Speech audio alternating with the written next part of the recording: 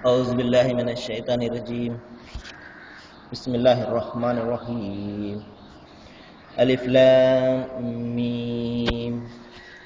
ذلك الكتاب لا ريب فيه هدى للمتقين. صدق الله العظيم. అనంత కరుణామయుడు అపర కృపాశీలుడు పాలకుడు పోషకుడు సర్వలోక ప్రభు అయిన అల్లాహ్ శుభనామంతో ప్రారంభిస్తున్నాను. సోదరులారా, సోదరీమణులారా, అయ్యలారా, అమ్మలారా, అస్సలాము అలైకుం వరహమతుల్లాహి వబరకాతుహు. సర్వలోక ప్రభు అయిన అల్లాహ్ మనందరి జీవితాలలో శాంతి శుభాలను కురిపించునుగాక. ఆమీన్. సోదరులారా, ఖురాన్ యొక్క సందేశానికి మీ అందరికీ కూడా స్వాగతం. పవిత్ర ఖురాన్ అవతరించినటువంటి మాసము రంజాన్ మాసం. మరి ఈ సందర్భాన్ని పురస్కరించుకొని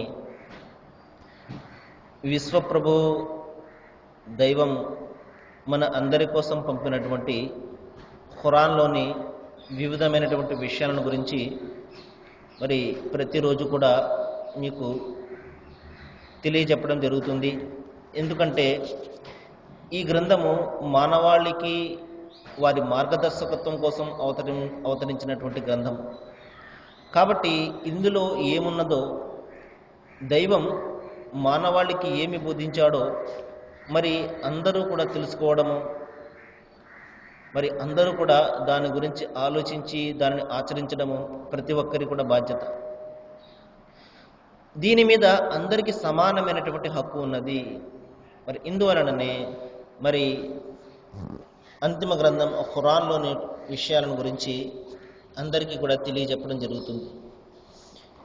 సోదరులారా, ఇంతవరకు మనము దేవుని యొక్క ఏకత్వాన్ని గురించి, ఆయన గుణగణాలను గురించి, ఆయన శక్తి సామర్థ్యాలను గురించి ఇంతవరకు మనం తెలుసుకున్నాము. ఎందుకంటే మనిషికి పునాది, మనిషి జీవితానికి, అతని ఇహ పరలోకాల సాఫల్యానికి పునాది ఏమిటంటే అతని విశ్వాసము. అతని విశ్వాసం ఏ విధంగా ఉండాలి అంటే దైవం ఒక్కడు మాత్రమే, ఆయన ఒక్కడే ఆరాధనకు అర్హుడు, ఆయన తప్ప మరొక ఆరాధ్యుడు లేడు. ఈ విశ్వాసము పునాదిగా అతని జీవితం ఉన్నట్లయితే నిస్సందేహంగా ఈ ప్రపంచంలో కూడా శాంతిని, పరలోకంలో కూడా మరి సాఫల్యాన్ని పొందుతాడు. కాబట్టి మనిషి యొక్క ఈ విశ్వాసం అతనిని స్వర్గానికైనా లేక నరకానికైనా తీసుకువెళ్తుంది. ఈ విశ్వాసం ఎంత బలంగా, ఎంత సవ్యంగా ఉన్నట్లయితే అతని ఇహపరలోకాల జీవితం కూడా అంతే సవ్యంగా ఉంటుంది. అందుకనే మొత్తం అంతిమ గ్రంథం ఖురాన్ను పరిశీలించినట్లయితే ప్రతి సందర్భంలో కూడా దైవము తన యొక్క అస్తిత్వాన్ని గురించి ప్రజలకు చాటి చెప్పడం జరిగింది. అదేమిటంటే ఆయన ఒక్కడే, ఆయన ఇద్దరు కాదు, ఆయన ముగ్గురు కాదు, 30 మంది కాదు, 3 కోట్ల మంది కాదు, ఆయన కేవలం ఒక్కడే. అల్లాహు అహద్, దైవం అనేవాడు కేవలం ఒక్కడు మాత్రమే. ఇది మనిషి మరి చాలా ప్రధానంగా తెలుసుకోవలసినటువంటి విషయము. మరి ఈ సిద్ధాంతం మీదే, ఈ ప్రాతిపదిక మీదే అతని విశ్వాసం అనేది ఉండాలి. ఆ తర్వాత మనిషి ఎప్పుడైతే దైవం యొక్క గుణగణాలను గురించి తెలుసుకుంటాడో, ఆయన శక్తి సామర్థ్యాలను గురించి తెలుసుకుంటాడో, అప్పుడు మిథ్యా దైవాల యొక్క ఆరాధన నుండి దూరంగా ఉంటాడు. మనిషి మిథ్యా దైవాల యొక్క ఆరాధన ఎందుకు చేస్తాడు అంటే నిజమైనటువంటి దైవం యొక్క అధికారాలు ఏమిటి, ఆయన శక్తి సామర్థ్యాలు ఏమిటి అతనికి తెలియని కారణంగానే. అందుకనే ఈ రోజున మనిషి ఏ చిన్న మ్యాజిక్ ఎవరైనా చేసినా, ఏ చిన్న అద్భుతం ఎవరైనా చేసినా అతన్ని దైవంగా భావిస్తూ ఉంటాడు. కాబట్టి సోదరులారా, ఈ విధంగా మనము ఈ మొదటి 6 రోజుల పాటు కూడా దేవుని యొక్క ఏకత్వాన్ని గురించి, ఆయన గుణగణాలను గురించి, ఆయన శక్తి సామర్థ్యాలను గురించి మనము తెలుసుకున్నాము.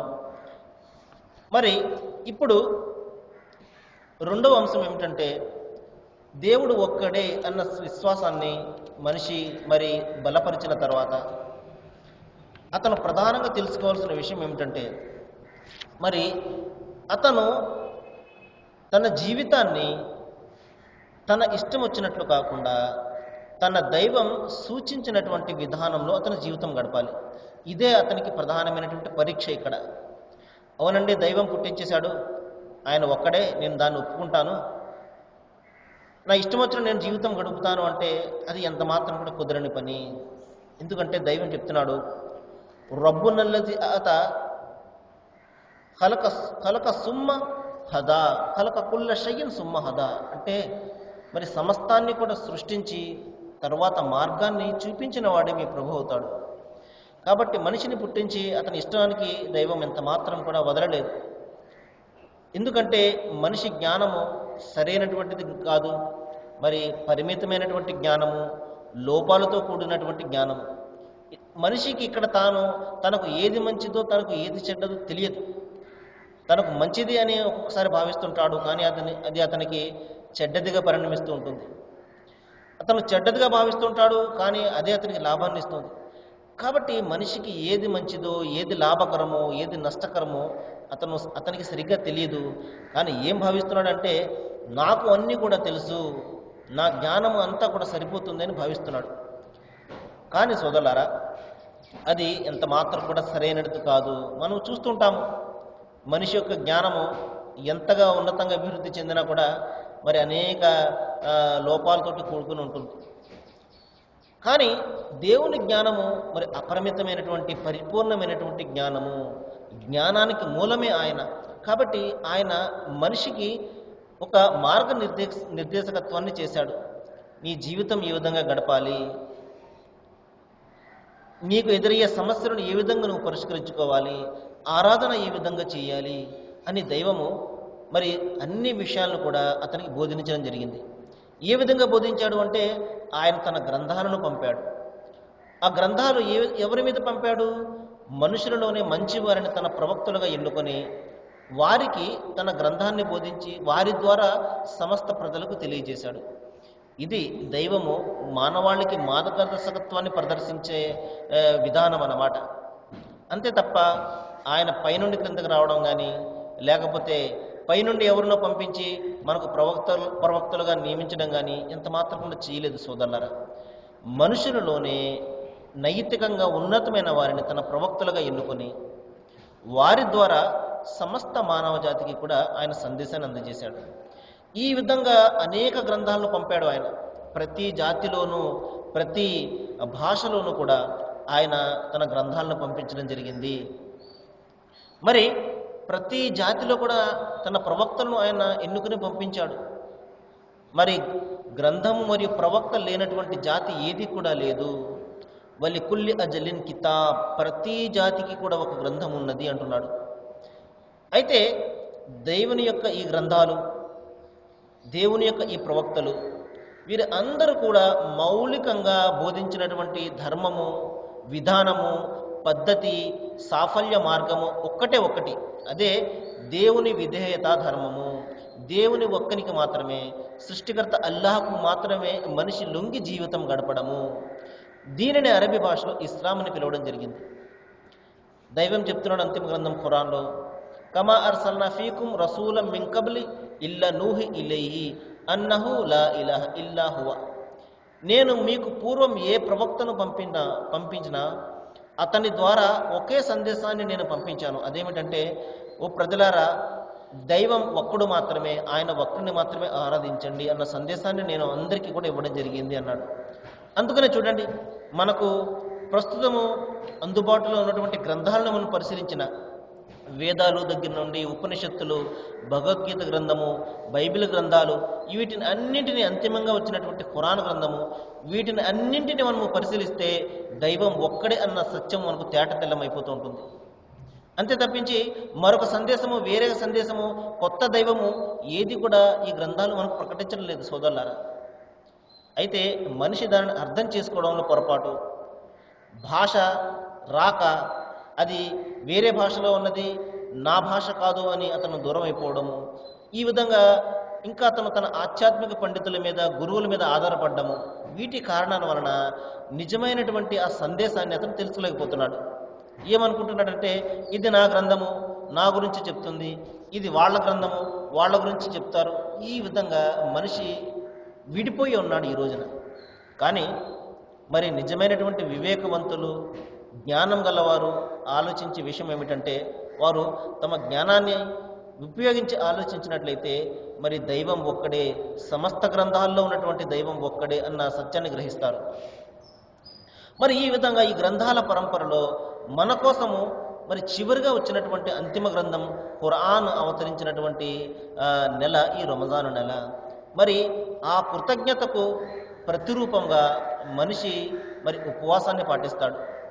దైవం పంపినటువంటి ఆ మహా ఉపదేశానికి కృతజ్ఞతగా. ఎందుకంటే అంతిమ గ్రంథం ఖురాన్ యొక్క ప్రత్యేకత ఏమిటంటే, దీని తర్వాత మరొక గ్రంథం వచ్చే అవకాశం లేదు కాబట్టి దైవము ఈ రక్షణ బాధ్యతను, ఈ గ్రంథం యొక్క రక్షణ బాధ్యతను స్వయంగా తీసుకోవడం జరిగింది.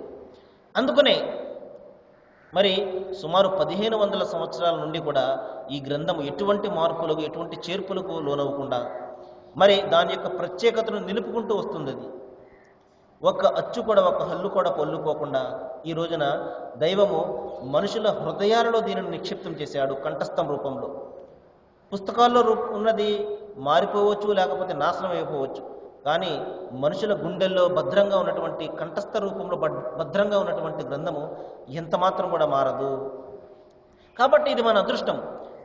మన అంతిమ గ్రంథము ఖురాన్ మన కళ్ళ ముందు మరి మార్పులకు, చేర్పులకు లోను కాకుండా మనకు మార్గదర్శకత్వాన్ని ప్రసాదిస్తుంది. మరి దీని ప్రత్యేకత ఏమిటంటే, ఇది సర్వమానవాళి కోసం అవతరించినటువంటి గ్రంథము. ఇంతకు పూర్వం అవతరించినటువంటి గ్రంథాలు వివిధమైనటువంటి జాతుల వద్దకు, వివిధమైనటువంటి ప్రజల వద్దకు వచ్చాయి. కానీ మన గ్రంథము ఈ ఖురాన్ సమస్త మానవ జాతి కోసం వచ్చినటువంటి గ్రంథము. ఎందుకంటే దైవం అందరికీ కూడా ఒక్కడే కాబట్టి, దైవం దృష్టిలో కులాలు మతాలు ఉండవు కాబట్టి, మానవులందరూ సమానమే కాబట్టి మానవులందరి కోసం వచ్చినటువంటి గ్రంథము. కాబట్టి సోదరులారా, ఇది ముస్లింల గ్రంథమును మరొకరి గ్రంథమును ఎంత మాత్రం కూడా భావించకండి. ఇది మన గ్రంథము, ఇది మీ గ్రంథము, ఇది మా గ్రంథము. కాబట్టి సోదరులారా, ఈ గ్రంథాన్ని మనము చదవడము, దానిని అర్థం చేసుకోవడము, దాని ప్రకారం ఆచరించడం అనేది మన బాధ్యత. మన ఇహపరలోకాల సాఫల్యానికి అది మాత్రమే మనకు దోహదపడుతుంది. సరే రండి, కొన్ని విషయాలు మనము మన మార్గదర్శకత్వం కోసం దైవం ఏ విధమైనటువంటి ఏర్పాట్లు చేశాడో మనము గమనిద్దాం.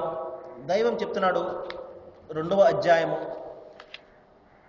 3వ వచనంలో, ఈ గ్రంథము దైవం పంపినటువంటి గ్రంథము, ఇందులో ఎటువంటి సందేహాన్ని మీరు పెట్టుకోకండి అని దైవం స్వయంగా చెప్తున్నాడు.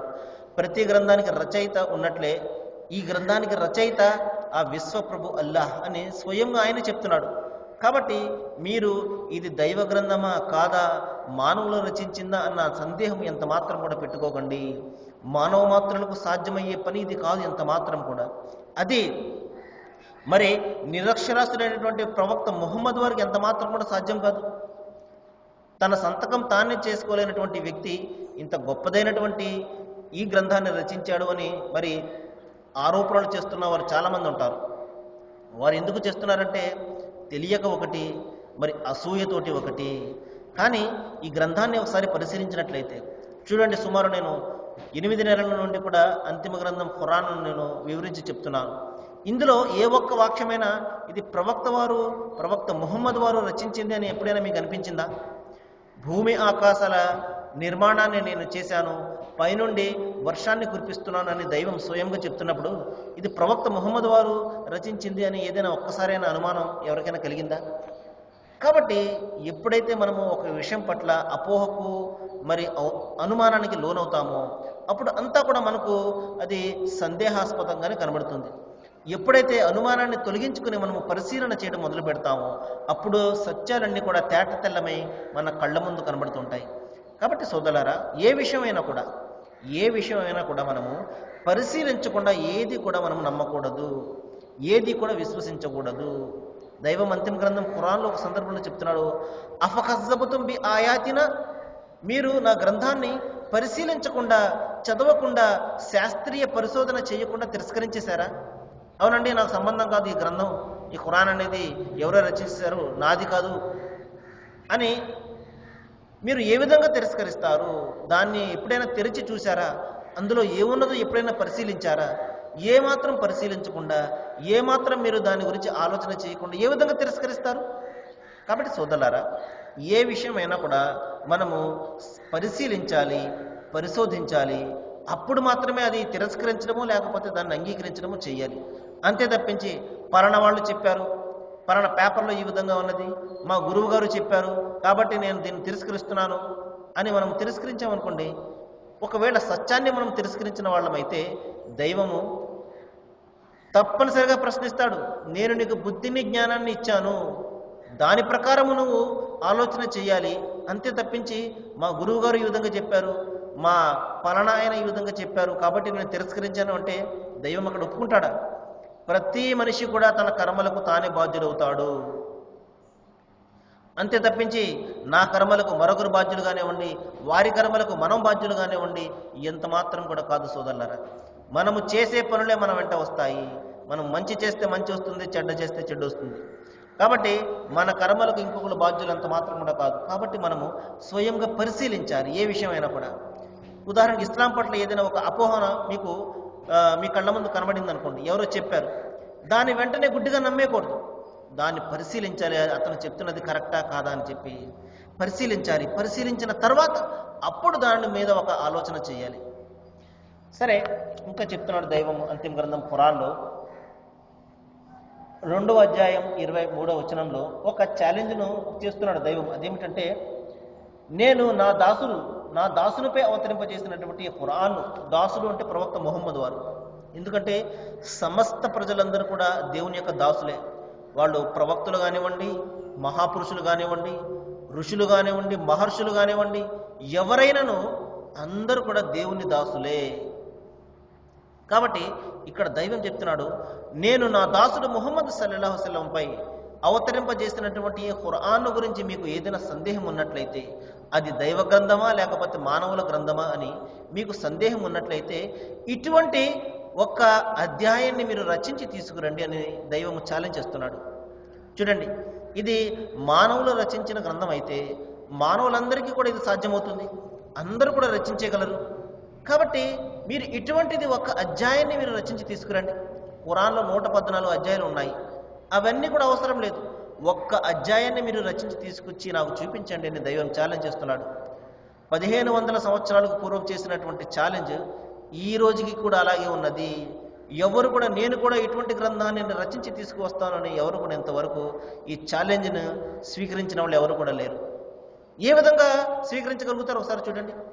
భూమిని మనము పుట్టించామా లేదే, ఆకాశాన్ని మనము పుట్టించామా లేదే, ఆ దైవం పుట్టించాడు కాబట్టి నేను పుట్టించాను అని సగర్వంగా చెప్పుకుంటున్నాడు. మధ్యలో ఎవరైనా వచ్చి నేను కూడా ఇందులో భాగస్వామ్యం ఉన్నది, నేను కూడా దీనిని పుట్టించాను అని ఎవరైనా చెప్పుకోగలరా ఇంతవరకు కూడా? కాబట్టి సోదరులారా, దైవము ఒక ఛాలెంజ్ని చేస్తున్నాడు. ఇది మానవుల గ్రంథం అయితే మానవులందరికీ కూడా సాధ్యమవుతుంది. కాబట్టి మీరు ఒక్క అధ్యాయాన్ని రచించి తీసుకొచ్చి చూపించండి. ఇంకా అందరూ కూడా ఒకరినొకరు సహకరించుకోండి. ప్రపంచంలో ఉన్న మానవులందరూ కూడా సహకరించుకొని ఇటువంటి గ్రంథాన్ని మీరు రచించడానికి ప్రయత్నం చేయండి అంటున్నాడు. కానీ అంత మాత్రం కూడా ప్రయత్నము చేయలేరు ఎవరు కూడా. ఇంకా చూడండి, మరొక సందర్భంలో దైవం చెప్తున్నాడు, ఓ ప్రవక్త ముహమ్మద్, అల్లా నీపై ఈ గ్రంథాన్ని సత్యంతో అవతరింపజేశాడు. ఈ గ్రంథంలో ఉన్నది సత్యం మాత్రమే. మరి ఇది పూర్వపు గ్రంథాలన్నింటినీ కూడా ధృవీకరిస్తుంది, అవి నిజమని బలపరుస్తుంది. చూడండి సోదరులు, ఎంత సవ్యమైనటువంటి మరి అద్భుతమైనటువంటి మాటను దైవం ఇక్కడ సెలవిస్తున్నాడు. చూడండి, ఎవరైనా ఏదైనా ఒక గ్రంథాన్ని రచించినప్పుడు మిగతా గ్రంథాలను ఖండిస్తూ రచిస్తుంటారు, అవి తప్పు, నాదే కరెక్ట్ అని చెప్పేసి. కానీ అంతిమ గ్రంథం ఖురాన్ ఏ విధంగా చెప్తుందంటే, అందులో దైవం సెలవిస్తున్నాడు, ఖురాన్ పూర్వం వచ్చినటువంటి గ్రంథాలను అన్నిటినీ సమర్థిస్తుంది, అవి నిజమని బలపరుస్తుంది. చూడండి, పూర్వపు గ్రంథాల్లో ఉన్న సత్యాన్ని బలపరచడానికి నేను వచ్చాను. పూర్వపు గ్రంథాల్లో ఉన్నటువంటి ఆ దైవాన్ని మరొకసారి జ్ఞాపకం చేయడానికి నేను వచ్చాను తప్పించి మీకు కొత్త దైవాన్ని లేకపోతే కొత్త ధర్మాన్ని బోధించడానికి ఎంత మాత్రం కూడా నేను రాలేదు అని ఖురాన్ చెప్తుంది. కాబట్టి సోదరులారా, మన పూర్వపు గ్రంథాల్లో ఏ దేవుడైతే ఉన్నాడో, ఏ దైవమైతే మరి ఉన్నాడో, అదే దైవము అల్లాహ్ పేరుతోటి మనకు అంతిమ గ్రంథం ఖురాన్లో పరిచయం అవుతున్నాడు తప్పించి అల్లాహ్ అనే దైవము కొత్త దైవమో లేకపోతే కొత్తగా పుట్టుకొచ్చినటువంటి దైవమో ఎంత మాత్రం కూడా కాదు సోదరులారా. ఈ ఒక్క తేడాను, ఈ ఒక్క సత్యాన్ని మనము గ్రహించామంటే ఇస్లాం పట్ల ఉన్నటువంటి అపోహలన్నీ కూడా తొలగిపోతాయి. కాబట్టి అల్లాహ్ అనే దైవము మన అందరి దైవము. అదే విషయాన్ని ఇక్కడ చెప్తున్నాడు. ఈ గ్రంథము పూర్వపు గ్రంథాలను సమర్థిస్తుంది, అంతేకాదు అవి నిజమని బలపరుస్తుంది. ఎందుకంటే ఏ దైవమైతే అంతిమ గ్రంథం ఖురాన్లో అల్లాహ్ పేరుతో ఉన్నాడో మరి మిగతా గ్రంథాల్లో కూడా అదే దైవం ఉన్నాడు. కాబట్టి ఆయన అప్పుడు చెప్పినది కరెక్టే, ఆ తర్వాత మరి ఖురాన్లో చెప్పినది కూడా కరెక్టే. కాబట్టి ఈ గ్రంథము పూర్వపు గ్రంథాలను సమర్థిస్తుంది, అవి నిజమని బలపరుస్తుంది అంటున్నాడు. మరి ఇంకొక సందర్భంలో దైవం చెప్తున్నాడు, ఓ గ్రంథ ప్రజలారా, అంటే ఖురాన్ కంటే పూర్వం వచ్చినటువంటి గ్రంథాలను పొందినటువంటి ప్రజలారా, మీ వద్దకు మా ఈ ప్రవక్త వచ్చాడు, అంటే ప్రవక్త ముహమ్మద్ వారు మీ వద్దకు మరి ఇప్పుడు వచ్చాడు. మీరు ఏ విషయాలైతే మీ గ్రంథంలో దాస్తున్నారో ఆ విషయాలను ఈయన బహిర్గతపరుస్తాడు. కొన్ని ఎందుకంటే మన గ్రంథాలు మన పండితుల చేతుల్లో ఉంటాయి, వాళ్ళు ఏదైతే చెప్తారో మనం అదే విశ్వసిస్తుంటాం. కాబట్టి కానీ ఈ ప్రవక్త వచ్చి వారు కప్పి పెడుతున్నటువంటి విషయాలను బహిర్గతపరుస్తాడు. ఇంకా మరి ఈ గ్రంథము మీ వద్దకు ఒక జ్యోతి మాదిరిగా వచ్చింది, మీ చీకటి జీవితాలలో వెలుగును నింపడం కోసము మీకు ఈ గ్రంథం మార్గదర్శకత్వంగా ఒక టార్చ్ లైట్గా మీ వద్దకు వచ్చింది. కాబట్టి మనం చీకట్లో కొట్టుమిట్టాడుతున్నాము, మన దైవం ఎవరు అని ఏ విధంగా ఆరాధించాలి ఇటువంటి వ్యవహారాలు మనకు తెలియవు. ఎవరు ఏది చెప్తే అది నమ్ముతున్నాము, ఎవరిని దైవంగా భావిస్తే వారిని అది నమ్ముతున్నాము, ఎవరి వద్ద ఎక్కువగా అద్భుతాలు మ్యాజిక్లు జరుగుతుంటే వాళ్ళను దైవంగా భావిస్తున్నాము. ఎందుకంటే మనకు దైవం పట్ల ఒక రకమైనటువంటి భయం ఉన్నది, ప్రీతి ఉన్నది, ఏ విధంగానైనా మరి ఆ దైవాన్ని ఆరాధించాలన్న కోరిక ఉన్నది. కానీ ఇక్కడ మనం చేస్తున్నటువంటి తప్పు ఏమిటంటే మనం స్వయం పరిశీలన చేయకుండా ఎవరు ఏది చెప్తే దాన్ని విశ్వసించడం వలన మరి నిజమైనటువంటి దైవానికి దూరంగా పోతున్నాము. ఈ విధంగా చీకట్లను కొట్టుమిట్టాడుతున్నటువంటి మనకు దైవం ఎవరో తెలియకుండా మనము ఈ విధంగా చేస్తున్నాము. మరి మనకు మార్గం చూపించడం కోసము, ఓ చీకటిలో మీరు కొట్టుమిట్టాడుతున్నటువంటి ప్రజలారా, వెలుగుగా మీకు అంతిమ గ్రంథం ఖురాన్ వచ్చేసింది. కాబట్టి ఇందులో మీ దైవం ఎవరో, ఆయన ఏ విధంగా ఆరాధించాలో, మీ యొక్క సమస్యలను ఏ విధంగా పరిష్కరించుకోవాలో, మీ ఇహ పరలోకాల సాఫల్యాన్ని ఏ విధంగా సాధించాలో ఇందులో నేను దాచిపెట్టి ఉంచాను, రాసిపెట్టి ఉంచాను. మీరు వచ్చి చదివి దీన్ని అనుసరించి మీ ఇహ పరలోకాల జీవితాల యొక్క సాఫల్యాన్ని పొందండి అని దైవము మరి అంతిమ గ్రంథం ఖురాన్ ద్వారా సర్వమానవాళికి కూడా మరి ఆహ్వానం పలుకుతున్నాడు. కాబట్టి మనము ఎప్పుడైతే మన హృదయం యొక్క కళ్ళను మనం తెరుస్తామో, మన హృదయాన్ని ఎప్పుడైతే మనం విప్పుతామో నిస్సందేహంగా దేవుని మాటలు మన హృదయంలోనికి వస్తాయి.